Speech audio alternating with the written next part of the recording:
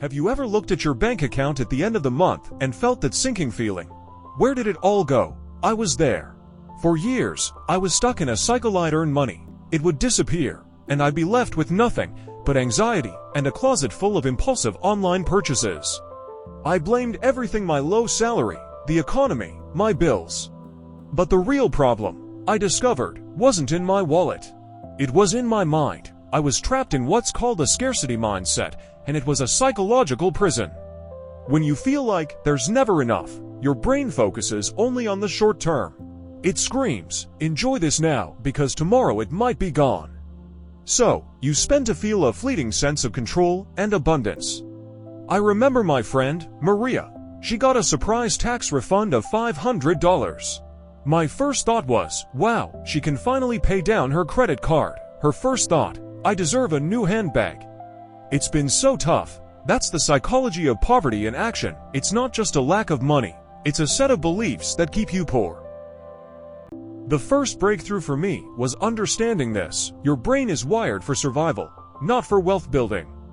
It prioritizes immediate relief from discomfort over long-term stability.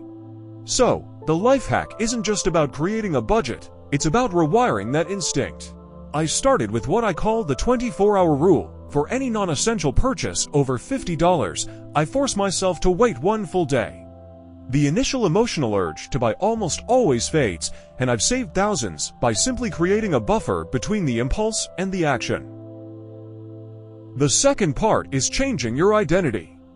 I used to say, I'm bad with money, and I was. Your brain loves to be right. So, if you tell yourself you're bad with money, you will subconsciously make choices to prove that true. I started saying, I am a person who manages his money wisely. It felt like a lie at first. But then, I started making small choices to align with that new identity. I canceled one unused subscription. I started packing my lunch 3 days a week. These tiny wins built evidence for my brain. See, we are good with money. Another story that opened my eyes was about my uncle. He worked a blue-collar job his whole life, but retired comfortably. He wasn't a genius investor. He just had one rule: pay yourself first, before any bill, any expense. He would automatically transfer 10% of his paycheck into a savings account he never touched.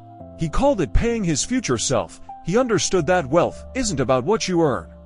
It's about what you keep and what you own. Breaking free from the psychology of poverty isn't about becoming a frugal miser.